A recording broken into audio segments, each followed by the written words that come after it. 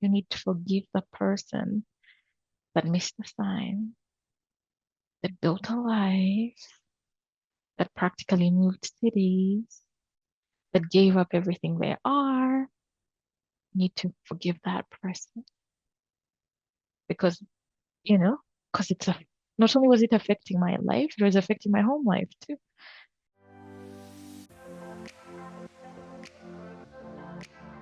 Welcome to Holistic Healing Podcast. My name is Luam, and today I'm joined by Coach Racheal Richards. She is a rebuilding coach who helps women heal, rebuild their self-worth, and learn to trust again after heartbreaks and betrayal. Welcome to the show, Rachel. Absolutely. Thank you for having me, Luam. It's amazing. For those just tuning in, we got started recording this and we just had a good conversation and we're like, oh, we forgot to turn it on. Yeah, So it's just been a great connection so far. I look forward to adding value to your listeners. for sure. Can you explain a little? This is the first time I'm hearing a rebuilding coach. Can you explain what that is? So yeah, this is what it started as. I always have friends that are dating, but they're not finding the person because something's getting in the way, something's missing. And yes, you can be a dating coach, but what do you focus on, right? So I focus on the rebuilding part, the rebuilding of who you actually crave to be in a relationship. Because get admired, when we admire somebody, when you have a crush on somebody, there's something in that person that you want or you want to be yours. And sometimes we find ourselves in cycles because we're trying to fix something in our past. So it starts from rebuilding the inside so that the expectations match what you're actually getting. So that's why it's a rebuilding coach. Dating, but focused on rebuilding and repair. And what Yeah. inspired you to get into this line of work? So before I even considered healing, before I was honest with myself, I went through a really bad heartbreak. And when my partner chose not to be with me, it it shook me so badly because I couldn't see past not being his partner, not being his wife, not being his girlfriend, not playing a role in his life. It got so bad it turned into anxiety and depression, and then I had to actually call a friend because my thoughts had started to scare me. Um, I had to learn that loving my partner or him loving me didn't mean that I loved myself. I had to learn that him choosing me didn't mean I choose myself or I chose myself at the time. I had to be my first coach, my first teacher, my first confidant. I had to be my first friend before I enjoyed or sought out the most fulfilling relationship in my mind. So that's how it all started. It gets a little dangerous when you're looking for the other person to validate you or to prove your worth to you versus you doing that yourself because Hmm. you won't get into the right type of relationship. I think we talked about this before we started, and I'm a proponent of if you haven't healed completely, um, you end up in a cycle with the same person, different body until you learn the lessons. And life has a way of taking you through the same lesson Yeah. until you get it. It's like, it's like, so, I worked with a client of mine and she came to me and she's like, oh my God, something's missing in the bedroom. This guy is amazing. I trust him. He's loyal. He doesn't cheat on me. For the first time, I feel safe, but something is missing in the bedroom. It's boring. After doing some digging, we found out that she misses the thrill of being the third person in the relationship. She misses the being the picked person, the chosen person. She misses that she would get her thrill anxiety from being chosen. And we had to work on that. When we make the mistake of expecting that just because we don't pay attention to our wounds or our past, it goes away, then we end up being frustrated and sabotaging amazing relationships and businesses because we're too scared to look in the mirror and say, what exactly is going on with me? And how can I fix it? Has it ever happened to you where you're like, yep, that I need to sit with myself on that one. I need to revisit that thought. I don't know where it came from. That wasn't a loving thought. What are the most common things that you see in people that you help? Oh, just something that I had to do a discovery myself because when I started healing, I went to a therapist. She asked me a very poignant question. She asked me, what do you gain from holding on to the pain? Oh my God, I get power from being the victim. As I slowly worked from that place of I needed to get power from being the victim, I needed not to take ownership and working into what does it take for me to make that transition from actually victim to victor, right? It taught me that so many of us are waiting, but nobody's coming. Nobody's coming to give you the relationship of your dream. Nobody's coming. So we're waiting for another person to be the catalyst. I was in a relationship for a long time where I wasn't happy and all the signs were there. And I just kept saying, maybe if I sacrifice more, maybe if I give more, my loyalty will be rewarded with consistency, will be rewarded with loyalty from his end. We fall into the trap of believing that, oh yeah, I just need to be better. Maybe I'm difficult to love. Or just maybe, maybe it's true and I'm broken. Maybe I just need to quit the business. Maybe I'm too strong to be loved. Maybe my dreams are too big. Just when you take a good look at what's going on, you're like, I'm not being authentic to myself. I'm not happy. And I'm beginning to resent my partner because I'm not expressing the best version of myself and I'm putting that on him. So I had to step out of that relationship because I knew for a fact that this is not going to fulfill my emotional needs for monogamy, emotional needs for loyalty. If the values don't match, I can't force it, right? So then I was like, oh, there has to be a strategy. I'm like, why am I so unhappy all the time? That's when you take a good look and you're like, okay, that Rachel, she's always begging, pleading, for attention. That Rachel gets off on just being picked as well. That Rachel maybe is a Betty the Builder, right? So taking a good look at the past before you take a step forward. How do you discern between like codependent relationship versus because sometimes people don't realize that they are in a codependent relationship. They think Hmm. it's a trauma bond um, versus a healthy one. Ooh, okay. It's amazing. I made a whole video about this, but the major difference, before I got started on healing, before I read Eric's Burns games people play or looked I into love that betrayal book. trauma, I know it's so amazing. It is so amazing.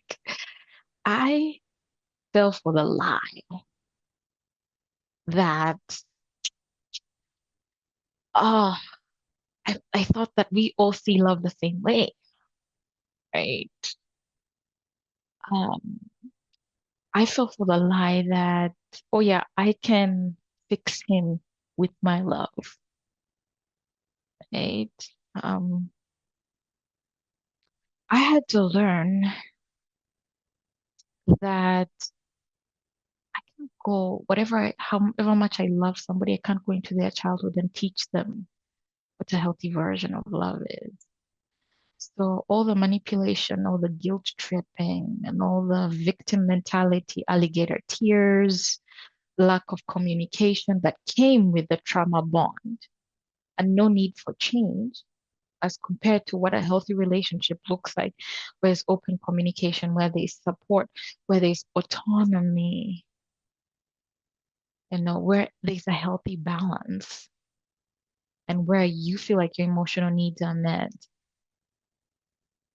You can't go back into somebody's childhood and show them your version of a healthy relationship. So I had to learn to be okay with the fact that, okay, it doesn't match. Maybe we don't have the same values. To me, a trauma bond is driven by a lot of triangulation, you know, always comparison with there might be another woman in there, right? A trauma bond might be driven by ego, where I need to put you down in order to feel good. So it might be verbal, it might be emotional, it might be aggressiveness. A trauma bond is driven by ego to a point of I'm never in the wrong. I never have to apologize. There's no vulnerability in a trauma bond because you're always in a place of unsafe. You're not safe enough to even trust. Well, in a healthy relationship, things like emotional safety, values are discussed, emotional needs are discussed. There's nothing like, oh, nobody, nobody's talking to you, or you don't have a voice, or, of course, the most common sign for me was I don't care who's right or wrong. That's a trauma bond, right? That's when you're beginning to shake it off. You're like, I don't care who's right or wrong. I just want this conversation to end. You're so emotionally detached because you know that, oh yeah, I know where this is going. My needs are never going to be met. I've Yeah. formed a barrier to protect myself. So I don't care who's right or wrong. Sometimes when guys would brag around me, they were like, oh, my girlfriend doesn't care if I go for girls' nights or to the strip club anymore. She just doesn't care. She actually prefers if I'm not there. And I'm like, uh-uh. Where's she getting that need met? Because if she's not feeling safe with you, trust me, she is feeling safe somewhere, and you're about to find out. So it's trauma bonds, they don't inspire that emotional safety that we need. Well, healthy relationships, you can feel free to disagree, knowing that the person's not going to walk away and they're going to fix it in the morning. I feel like if there's not a truly open, authentic communication, it's almost impossible to fix a trauma bond. Because in my opinion, a trauma bond is like when two people are traumatized, but that's what's holding the relationship together. They share Together. similar traumas. Yeah, And so it is possible to heal together. I know we talked about that before we started. It's possible if both people are willing to do the work for both of them to heal within the relationship. But there's cases, like I've been in cases where I've healed and there was no way I can heal my partner. And so it automatically created a friction. Um, but if we were both unhealed, there was a bond that was created. But once one person heals and the other doesn't, it will automatically create a friction, and then you'll end up in a divorce or separation. Yeah, so I had actually had a client who I was working with, and she was like, "How do you know when to forgive? How do you know when to do the work?" And I was pretty honest with her, and I'm like, it's when the words match the action. You say you want to do the work, then your actions change. It's not just lip service. Because when trust is betrayed, the only thing that can bring it back together is predictable actions, because trust is predictability. Right. So the actions have to match. And she's like, even though the actions match, it broke my heart to have this conversation with her. She said, even though the actions match, I can't unsee Mm. the text messages. I can't unknow. So at the back of my mind, I'm waiting for the other shoe to drop. We fall into this trap of believing that, oh yeah, it's just a relationship, it's just a boyfriend, it's just a husband. We don't take into, we forget that the trust you build there, it's so easy to break. But try putting it back together. My God, trust with somebody, yes, trust with yourself. Oh, Yeah. What are your strategies for, because something like betrayal and trust issues can be a huge problem when you're, because that can close you off to the next relationship, and then you take some of that baggage to the next relationship. mhm. So, one of the things that I ask the person on the other line is, how is it showing up for you? Because we make the assumption that it's the same for everybody. It's not. Okay. So for some people, I think the one that came up the most for me is, it's like I wasn't enough. You know, it's like it's my fault that he stepped out, or that he did this, or that he has an addiction. What did I do wrong? So it comes down to actually being okay that even if he doesn't change, I'm okay with walking away, because I have this version of me that I need to breathe life into. I need to keep promises to myself. And it's loving yourself to know that I'm enough, even though he didn't choose me. I will choose me and even though he doesn't choose me, has nothing to do with my work. We go a little bit deeper into choosing yourself, it's building that confidence. The confidence comes from showing up for yourself. So some people it's self-care. For some people, I kid you not, for some of my clients, it's volunteering. It's as simple as that. For some of my clients, they actually have to, there's that career goal that they put off while they were with him, they go for it. And that heals something for them. So again, it's personal. It's what actually, how does that show up for you? How does it's like I wasn't enough show up for you? And then fulfilling those things to yourself and showing yourself irrefutable proof that I am worthy, I'm enough, and I can love me. Yeah. It's rebuilding your self-worth, because at the end of the day, if you don't have that, you probably attracted the wrong person to begin with. There you go. Yeah. Yeah. Yeah. Um, there was something that I wanted to ask whether, yeah, as far as attracting the right partner, what do you think are some things that people need to look into? Perfectionism.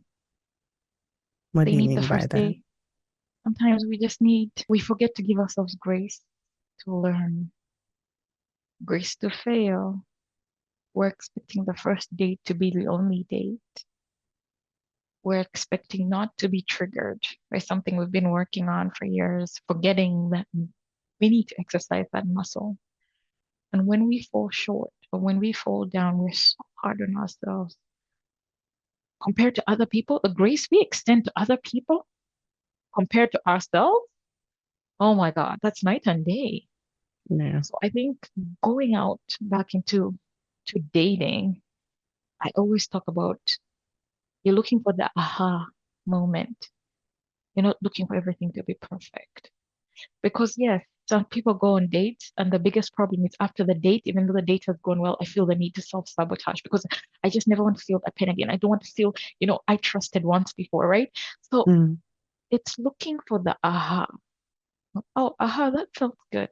Oh, I was able to recognize that he was trying to, gaslight me here. And I was like, no, I don't do that. And I'm so grateful. It's the little wins.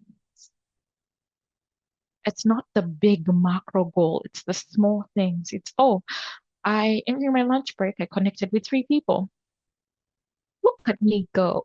You know, I had a conversation and connected with somebody. And when they asked for a date, I said no because we didn't match on values. Look at me go, right?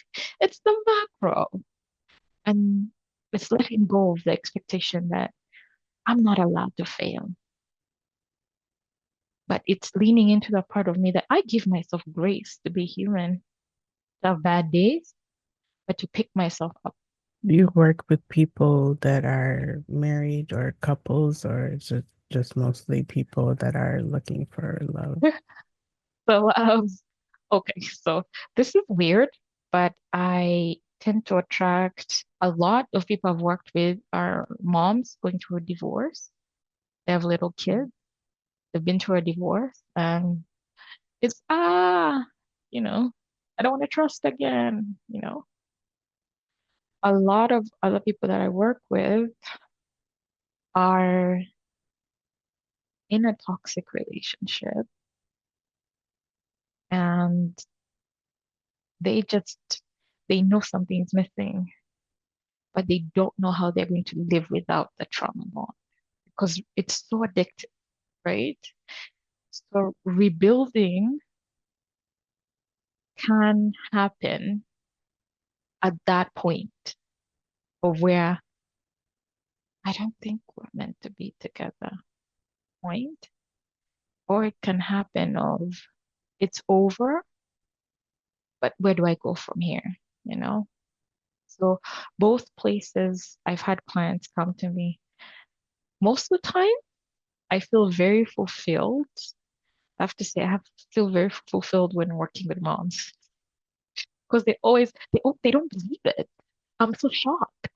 They don't believe it. Oh, I can't go get back into the dating field because my child has intellectual disabilities. I'm like, no, where is that written? Oh, I can't do this. And like, I've been divorced. He married somebody else. I don't know if I'll be able to trust again. Mm-mm. So it's been a growth. I'm very thankful for my clients because they're just a mirror of maybe what I'm going through on the inside. I don't have kids, so I'm wondering why do I attract, yeah. But anyway, Yeah, because that's the biggest struggle. Like, it's one thing when you're single, you don't have kids, but when you have kids, that adds another complexity to the dating pool. And I think those also tend to be long-term relationship that they're leaving. And having been in a long-term relationship and going through divorce, it's sometimes, and it was a codependent relationship, you tend to lose yourself. So I just spent half my life with the same person. And when we started dating when I was really young, And so I spent most of my adult life with someone and I wasn't allowed to be my full self. Like, so when I got out of it, it was like I had to rediscover myself again, rediscover what I want, who I am, it was like, yeah, I lost that big gap of time where I didn't have my full sense of self. It was always compromising to keep harmony. So how, did that feel like you were always, I don't know, for lack of a better word, oh, did you have ever thought about, oh, this is not the life I'm supposed to be living when you're in those moments? I'm not quick to like jump into divorce or separating. Like I said, this was a 15-year relationship. And so, which encompasses half my life. So, there's all that time, there's all that work. Mm, Um, and you love the person. It's just mhm. not right for you. There's a lot of signs that point to, and you go through the same arguments and the same issues. But So then there's which enough brings me to ups and downs. the question, is Yeah. love enough? No, it takes a lot of work to have, Mm, and we used to do the work up until the certain extent. It's just the communication, um, the lack of communication. That's why communication is key because that's essentially, there used to be an open, safe space to communicate, and we used to make a lot of time for that. And as that deteriorated, it caused friction. But there's a lot of variables anyways. It's not just that. Um, okay. So the thing is, before before I went through what I went through, before I was a coach, before I was a support system, I thought love was enough to build a life on. I think And love it if there is, you know, as long as there's love, because for a long time that's what kept it going, kept me trying. But it takes more than love. But love is a big component. It's what keeps you trying. But then you get to a point of no return at some point if none of it is working. And there is absolutely, no way to turn back from no point of return. I try to ignore it for like 6 months. I'm like, no, try to deny it. But there's a reason why it's called that. There is no return after that. Your body I is feel just like, like, no, your yeah, mind, everything. I feel like after um on my last relationship, after I was like, I don't care who's right or wrong. After I stopped arguing, I noticed it.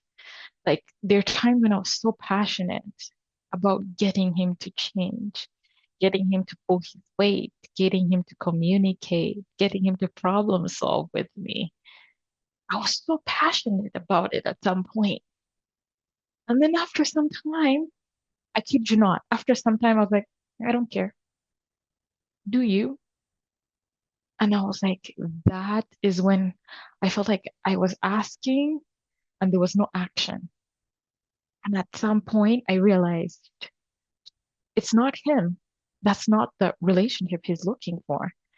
And it's like I'm like I'm a vegan, and he's like a wagyu steak. Yes, he might be a high value man, but for somebody else, because I'm like a vegan. I only eat vegetables. I only want good communication. I'm looking for longevity, and it's just not a good match for values.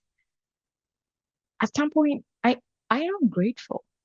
I have to say, I am grateful I went through that because then more things became important, like values first before the emotion, because we have to both want families. We both have to want the relationship.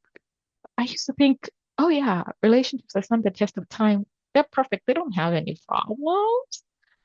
They don't have any upset, but it's their ability to actually bounce back. And that happens with communication and vulnerability and safe spaces. Mhm. And I have to choose those things first if I want those things first. So it's on me. It was the biggest lesson was, yep, you have to prioritize the things first. You treat them like as if they're nice to have, they'll be a nice to have. If you treat them like a need to have, they will be a need to have. So yeah. Mhm. Yeah. And one of the things with the long-term relationships is that you feel like, first thing you feel after a divorce is like that lost time, not having resentment and all of that. Um, but it's funny, I was able to quickly get over that, not feeling like, oh, all this work, all this time that was put in. How did Um, you get over it so fast? the funny part is, I I asked the question and it was answered to me, not by him, just like I meditate a lot and I went into meditation and it was one of the things that I asked and it got revealed to me within a day or two. Just, it's hard to explain how, but it's like the universe revealed it to me in many ways to help me quickly get over that. I didn't even resent the time, you know. I think I think for me that phase took longer than it should have. It does take a I lot for people, resentment and that lost time. You're like, and that's what keeps people in a terrible marriage long after they've been done because they're like, well, I put in all this work. We have shared exactly. things and we have shared homes and all of this, bank accounts and all of this and kids. That adds a lot of complexity, but you have to love yourself enough to know that when it's over, it's over when there's nothing, no more work that you can do and you've done all that you can do.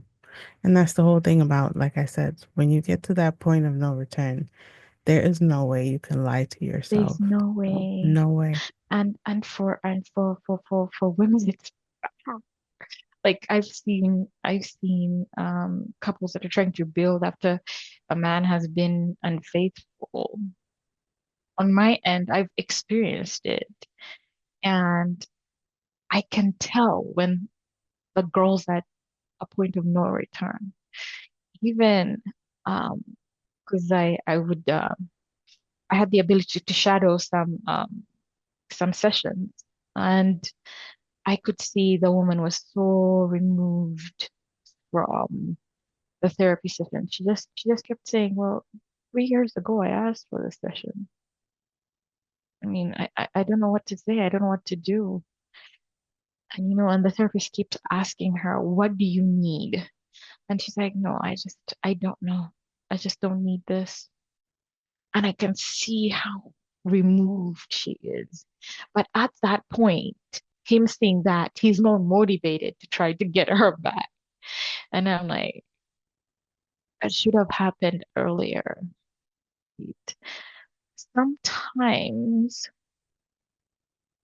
I would fall into this version of me that hated the person that allowed all the pain to happen, that waited, that hoped, that gave second chances. I had to I had to step into a place of grace where I actually had to forgive myself, knowing that you didn't know any better. You were just doing the best you could with what you knew at that time. And I think that why the universe just kept bring these people, these clients to me who had gone through a terrible relationship or were still stuck in a I had a oh my God. So I got this client and she was trying to leave a toxic relationship. And I was so triggered because the version of me had not forgiven myself for staying that long. And I remember after the sessions, I would actually be in tears and I'm like, I hate the version of I become after I talk to her. I feel so dirty. I would take baths. Like it would be so triggering. But until I stepped into that forgiveness, Like, okay, yep, you need to forgive the person that missed the sign, that built a life, that practically moved cities, that gave up everything they are. You need to forgive that person because, you know, because not only was it affecting my life, it was affecting my home life too. So Mhm. yeah, 'Cause some people feel like, oh, this person did all of this to me. Why should I forgive them? They don't realize the forgiveness is for them. It's for them to heal, not necessarily for the other person. If you need to tell yourself that in order to forgive. yeah, Trust and issue is hard. Like, I don't know, I was lucky enough not to experience being cheated on and, like, yeah, I had a bad marriage, but at the same time, like, he was very trustworthy. So I can see how that can create, like, there's no going back from that. I don't know if I could ever trust someone again, at least that in particular person, but it's easy for me to trust the next person. And that's the yeah, hardest part is like you have to get over these things and to keep your heart open and not take that baggage to the next relationship. as we as we choose to heal, the healing is a choice. As you choose to step into the better version of yourself, it's making continuous progress. I find that my healing journey has never been a straight line. There've been times when I'm driving down the road and I have to pull over because I saw something, or maybe I saw her car, or or I got triggered, or he tried to call me and it went through on the Bluetooth, or it's 6 months, nothing. I'm feeling so good. And then I'm back to angry. The expectation of perfection when it comes to healing, oh, it has to be a strict line. No. It's so many layers. And once you heal one thing, which peels the layer, there's something that was suppressed underneath that pops up. So healing is a continuous journey. You're almost never done. Absolutely. And it's the work that we put in ourselves that helps us be better. That's the thing. You mentioned something that just blew my mind. Sometimes we heal expecting that the people around us are on the same journey with us, Mm. but they're not because healing is so personal. It has to be so intentional. Sometimes it creates friction if Mhm. you heal and then there's a lot of people that you were around because you were unhealed and they were unhealed and it created this vibrational match. But yeah, once you heal, all the people that are not a vibrational match are gonna start to fall away or you're gonna fall out. Same goes for a relationship. Mhm. I've had conversations where it's two people on the phone call, and let's say the wife doesn't want the husband to do what he's doing. They're arguing about taking action on something, or he may be getting into skiing or a new sport. You always buy stuff, you never do anything with it, right? What about all the stuff you bought at Home Depot, all the projects you started, but they're not working? And I noticed that the problem isn't that he has so many dreams. The problem is, what are you doing with all that? Where's the follow through, right? And maybe it's when it goes deeper, it's like this is what you do with our personal life too. So I can't let you get away with it without finances.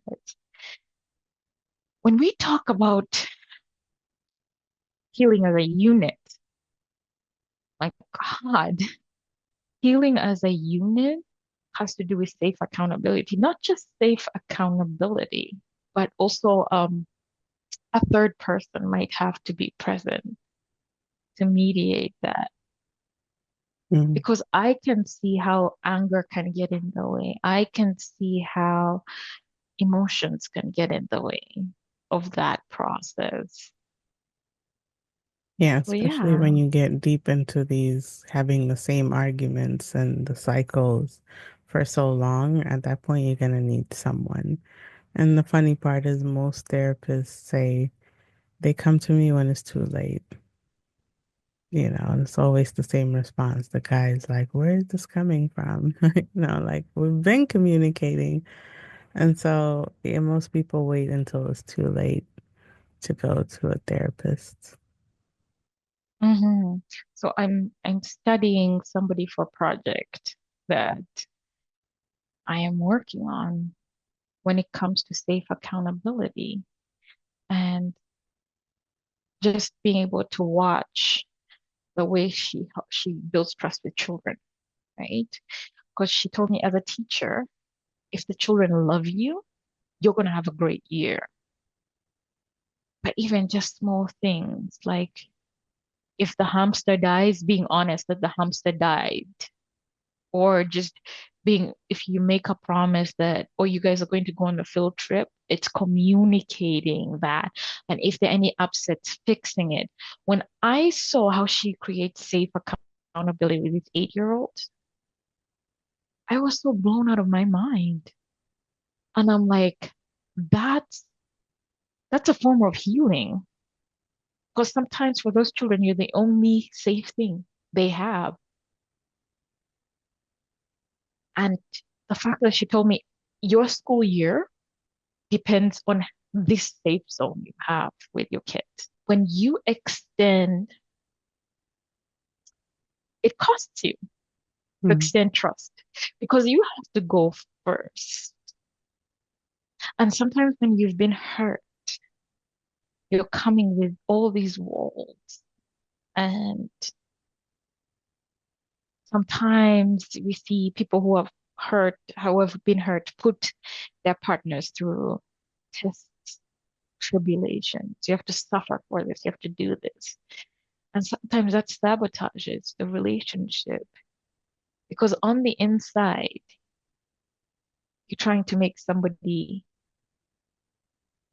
pay for somebody else's pain or somebody else's hurt that they did to you. When I witnessed the way she creates self accountability with her kids, it's not about the kids of the other year. It's not about a case she faced 2 years ago. It's a blank slate with these children. It's extending yourself, it's going first, it's over communicating, it's setting the expectations. You'll be like, okay, so when you go to the playground, don't forget what we talked about today, okay? No pushing, no, and repetition, setting the right expectation. I watched this and it's with kids. So I was like, eh. But guess who shows up in the relationship the most? The inner child. So I was Mm. like, oh my God, that's the missing piece. Yeah, accountability is a big thing. If you can't reflect and take accountability, it's even if you get to the therapist stage, It's too late. it takes a long time to work that out for the professional to show you how you're not taking accountability or self-reflect or point out certain these things. They have to see conversations play out. You got to get into several sessions and all of that when you And could have it's the just looked understanding at that, yourself in the mirror um, and look at yeah. all the ugly parts and be like, okay, yeah, I did that. And that's my thing with open communication and creating Mhm. safe space. And as long as you're taking accountability and self-reflecting and being vulnerable and open and truthful, like everything can be solved. But you talked about these, they go to the therapist and one person is saying, what do you mean? We've been communicating. So sometimes safe or accountability looks different to different people. So I feel like defining what safe accountability looks like for some people, they're motivated by wanting to be Talking down right to themselves. Yes, more than perfectionism. they want to solve the actual problem. They just want to be Exactly. right. And it shows up with ego first, right? It's, I want to look so good in public, Yeah. which causes me not to want to look vulnerable. On top of that, I can't provide safe accountability to everybody else because I'm transferring and projecting the hate I have for that vulnerable part of me and making people feel unsafe around me. But wait, I'm holding you accountable. And this is my way to do it. And it should work for you. So when you look at those things, some people's definition of loyalty isn't what we think it is. Love isn't what we think it is. So understanding that. A lot of things you just mentioned are definition of narcissistic traits, not taking accountability, gaslighting, playing victim. There's a lot that goes into it, but yeah, that's But that's the the thing, they ego. think it's so normal. It's That's yeah. how they've run their life there. And they think that, oh, that's accountability. That's how it should be. Mhm. So that's why they don't think they should change. Yeah, they're usually projecting, and all of these things are narcissistic traits, and we can all have, narcissism is a spectrum, and we can all have certain traits, but then there's people who are actual narcissists, and without awareness, that thing cannot be solved. Exactly. And sometimes it's the awareness, yes, but also intentionality to make it work. It's some, I worked with a guy who kept calling me because his girlfriend wanted to end the relationship and he didn't know what was wrong, but he was so intentional. Whatever it is, we have to, I don't know what it is yet, but see, I value this relationship over anything else that it could be, right? It's the ability to prioritize what you say is a priority. But I guess some people, there's a loss in translation from words to actions. Should I say that? Because they say something, but they don't Yeah, actually mean it. that's a definition of a narcissist. They never follow through on their actions, make a lot of promises, projecting, like not taking accountability, all of these things. And those people tend to manipulate emotions. And Mm-hmm. that's why they like that up and down in emotion, getting you to feel. Mm-hmm. And the more emotion you're giving them, The more the they get better off on it it. is for them. Narcissist in a Mm-hmm. spiritual term is a energy vampire. And so, like, they feed off of your emotions, usually negative emotions. So, if they It's love it's to it's a win to argue, get you to so react. that's why the arguments never finishes in a cycle because they're just trying to get you to argue so they can incite strong emotions, and that's energetically that's how they feed off of you. So in those cases, honestly, it takes so much time to heal afterwards because you tend to self-harm. Like whatever the narcissist did to you within the relationship, it can get quite dangerous. You start one to pick up on those traits, and two, after you get out of the relationship, you do you do some of the things that person was doing to you to yourself because Absolutely. So you're kind of it's mentally damaging for a while until you heal from it. I was in a yoga class and she was talking about, I don't know whether it was the year of a snake or the season of a snake or something like that. I don't want to butcher. And she was talking about shedding, right? Shedding the versions of us that don't serve us anymore. And I was reflecting deeply on what she was sharing about that shedding. When we come out of an abusive relationship, we tend to take on the persona of the abuser and take it on in our mind. The biggest change I've seen happen is when we're emotionally aware and we're able to emotionally regulate and shed and quiet that voice in our minds. Because yes, you walked away from that relationship, but what are the behaviors showing, right? Because sometimes it's not just walking away from a person. We know it because it could turn into a cycle.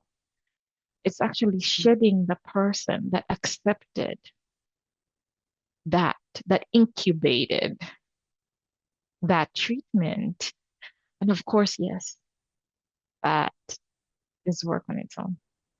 Yeah. How do you feel about, are you familiar with attachment styles?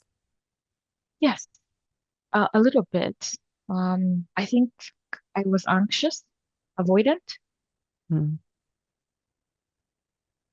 Um, before I looked into even how how I got into the relationship in the first place, before I looked into what's happening and how can I fix it. There are times when I needed the person in my life more than I needed the loyalty. I Hmm. needed the person to be present in my life more than I needed the monogamy, more than I needed the respect, more than I needed the partner. We fall into the pattern of believing that this person, this role is my definition. And therefore, without it, who am I? That's a So, yes, dangerous place to be. That's like super absolutely. low self-worth, and you're attaching who you are to a person um, Hmm. that, yeah, that is only going to attract just the wrong So I'm partner. anxious. I'm Yeah. anxious to get the attention and I'll keep and avoiding what's going on, right? Avoiding the discussions and avoiding this and missing all the red flags. And wait, the red flags to me are butterflies. Mm. Because guess what?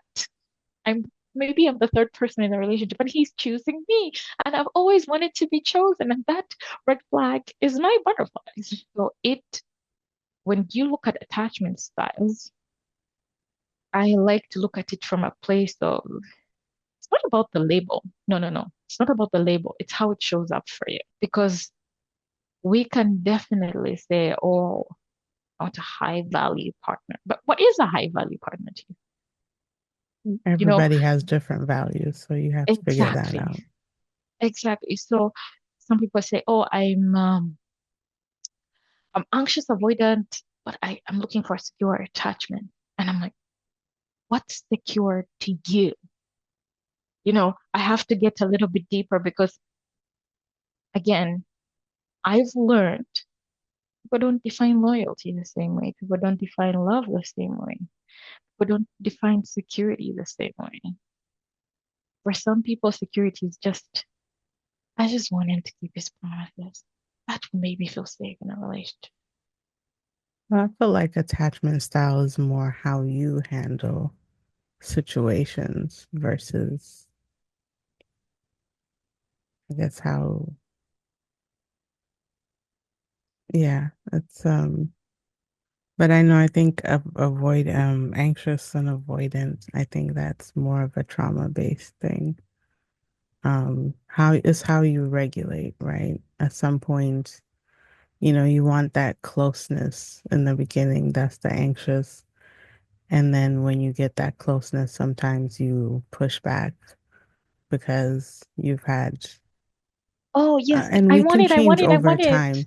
And then, you want it, and then you self-sabotage or go avoidant when it gets too close. And that's usually a sign that someone in your, during childhood or something, you've had a protector that didn't follow through. So you learn to self-regulate. First, you need people to regulate, and then, uh, regulating your emotions, your nervous system. And then when someone gets close, you start to avoid.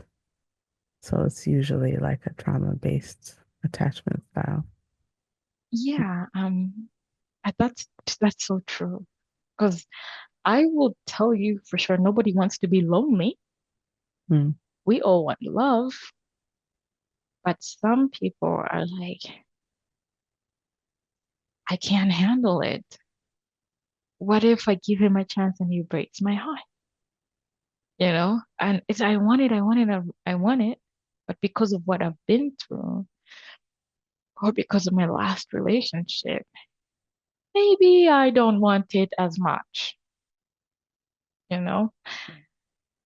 I It's think a lot also, of I think a lot of sorry, go. people fall into those categories. I've always been trying to understand this because I'm like the complete opposite. I'm like a relationship person. Like I'll be one of those people. If my first marriage didn't work, I'm gonna get married again. If that doesn't work, I'm gonna get married. Like I don't do. It doesn't make sense to be any other way. Um, so I've never like felt. But then again, I haven't been cheated on before, so maybe I didn't learn to develop trust issues. But yeah, I don't. I'm always trying to understand people that feel like, oh, I'm scared to even date this person or take a chance on this person just because I might get hurt. And I'm like, isn't that the whole point of a relationship? Like you have to try and then see and like I thought that's Yeah, what we're so all trying to it's, get to is like some long-term relationship, like a marriage, and yeah, so I was working with a coach and she told me the point is not to undo what he did. It's to get strong enough so the next time it happens, you're able to stand again and look at it for what it is. It doesn't define who you are and move on because we can't control the environment around us. We can only control how we show up. And I think that changed the way I see things. Um, when we prepare, we overly prepare for the date. Physically, mm, we get wax appointments, facials, blah, blah, blah, blah, blah. We have to look our best physically. mm, But when push comes to shove, sometimes we're not ready, even after we've taken that amount of time to get ready. Because on the inside, we're not ready. And I talk to people about this. They're like, okay, so a big thing for me is maybe finances. I make a lot of money and I need the guy that's with me to know that that's not about to change. I'm going to go after my dreams and I'm big on that. And I'm like, okay, so is it being okay with you making money or the independence aspect of it? So you mm, dig deep to what's holding that, what's blocking you, because anybody can make money, but mm, why is it that important to you? What does it mean for you, mm, right? When we are doing the preparation for the date physically, we mm, need to also take the time to set some expectations with ourselves. But it's okay that this is not the person that I am with for the rest of my life. Or it's okay that maybe I get triggered because I haven't yet figured out how to trust again. Or maybe I'm just, marking down my first 10. I have a client who I'm working with. You just gotta get through the first 10. How about let's do the first 10? So she goes to this date, she gets ready, and then just say, oh my God, I'm up to 3.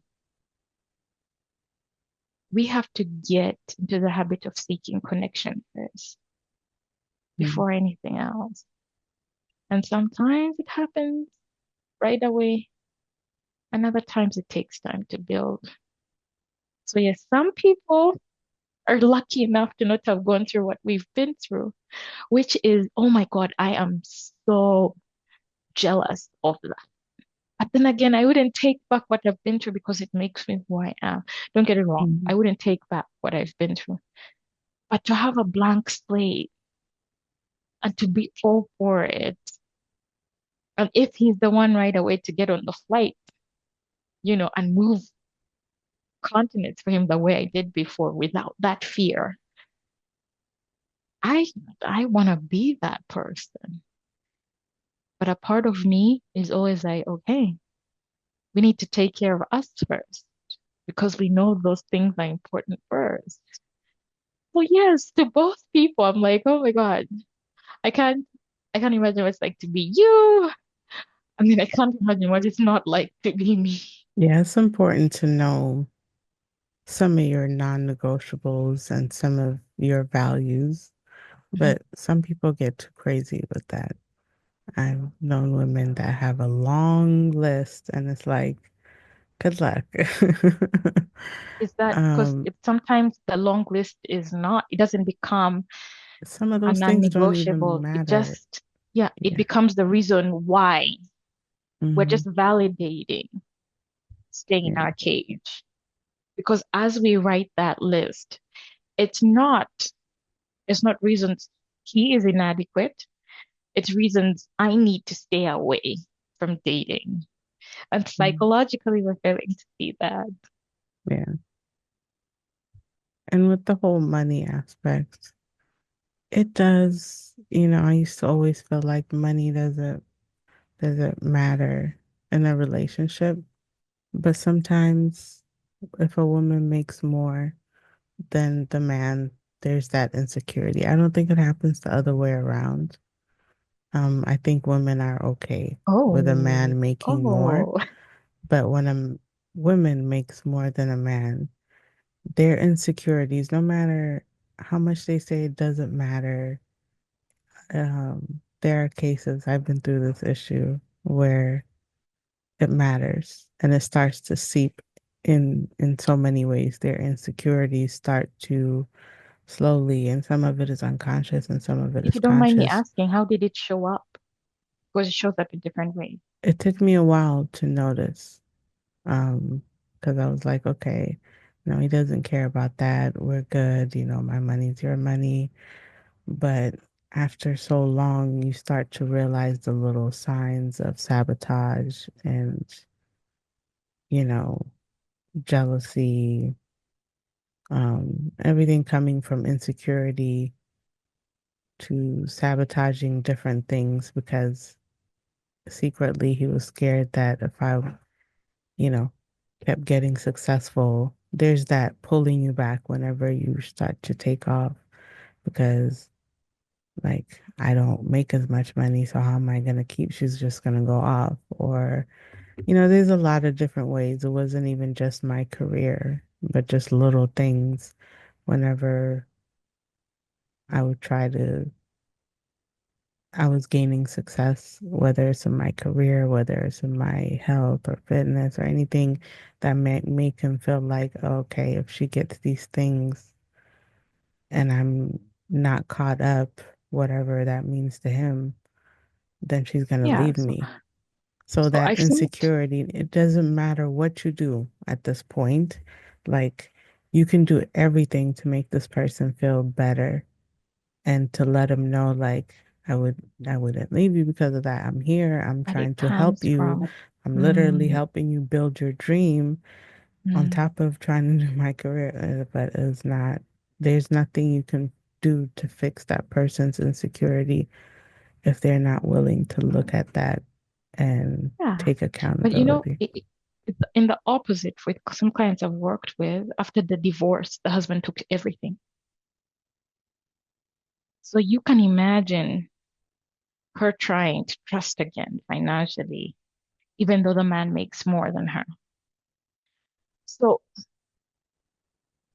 when I asked you how it shows up, you mentioned something that whatever you do to make the person feel like, I'm not going to go away from you, I'm not going to hurt you. It has to come from within. Even with us as women, it has to come from within because it's not, I don't think it's your partner's job to heal you. Yeah, That's very unfair too. yeah. But you try to help, try to, help his insecurities. But yeah. And I just couldn't. Again, when one person does the work and heals and the other is not willing to, that friction is going to come. Mhm. And in my case, I left him everything just so because I know I can rebuild very quickly. So, When you are secure as well, right, in your finances, and when you are secure in your willingness to share, it scares people because if she will share with me, what if she shares with somebody else? What if she meets somebody who's better than me? And then she forgets who I am. Um, I was working with a couple where the guy was out of a job for 8 months. Sole provider, so used to providing. He had made more money than her. She's a social worker and he's a chemical engineer. And out of work for 8 months. And she said that it felt like he lost his identity when he couldn't provide. And it broke my heart. But then I was like that man loves you so much. He cannot see a life without providing for you. So sometimes it's the way we see the situation. And sometimes getting through the situation again, it's a case by case. We fall into the trap of believing one thing, one bandage fixes all wounds. Every yeah, situation is the same. But you look at the way somebody sees it, especially for couples that are together for a while and that are going through and just going through a bump. Sometimes you have to see it from their point of view. And I get that with some situations, it's not fixable because there's no bending, there's no doing the work for somebody to get over their insecurities or to get them to elevate their status. Because sometimes it's not the insecurity that gets fixed. Sometimes the person has to elevate their status yeah, because they can see you growing. And maybe it's not just the money, it's the fear that she's going to outgrow me. yeah, And I'm not growing, I'm not going anywhere.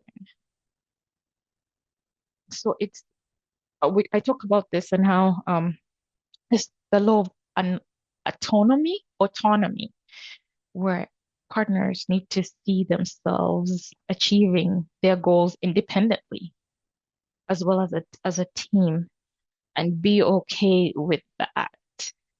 That sometimes can save relationships yeah.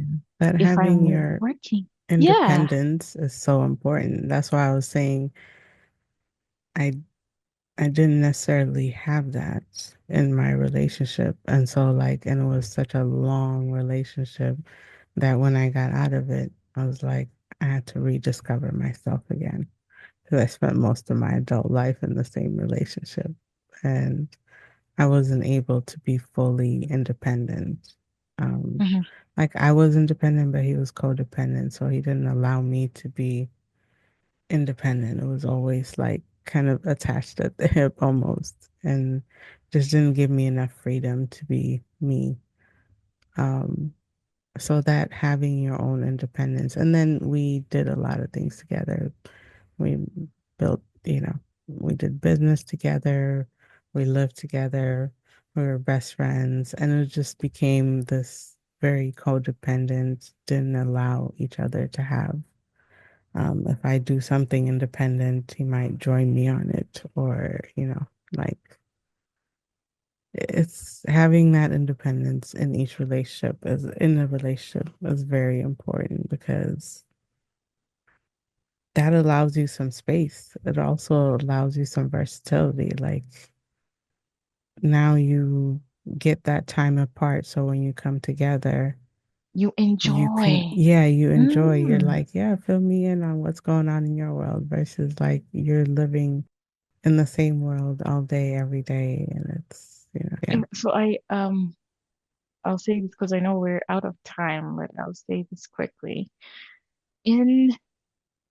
having these deep conversations with other women, I have grown so much because you don't know what you don't know. And before I started having these conversations, before I became a coach, I lived life in a box, right? I lived life in a box. The way I was raised is the way life should be for everybody. But then coaching has changed my role in life. It's not to be to mother other people like I was doing all the time, but sometimes just to be a sounding board or an advisor. So sometimes they'll come and ask me for advice, and I'm like, what do you think? What are your options? Tell me more about this instead of telling them blah, blah, blah, blah, blah, blah, blah. So I'm just so grateful for this conversation because I've learned something new every time, and it makes me a better person. It makes me a better coach. Definitely enjoyed this conversation. Before we close it out, is there anything you want to leave the listeners with? Yeah, I know some people will be, maybe there's some questions that you have about some things I've talked about, and maybe they're strange to you, like maybe safe accountability or just the law of autonomy and how it can save relationships or help you get back into the dating field. I do have a YouTube channel that you can look into. Again, don't book a session if you don't need it. Mm, Sometimes you just need to hear something played in your ear just to give you that confidence that you're making the right decision. mm, So go and see and also ask questions. If you don't understand something that I've said, leave it on as a comment on my channel. I'd love to make more content that's isolated to solve people's problems. mm. And for the listeners, I'll have her information in the description. Thank you, Rachel, for being on the podcast. Thank Thank you you for for having listening. me.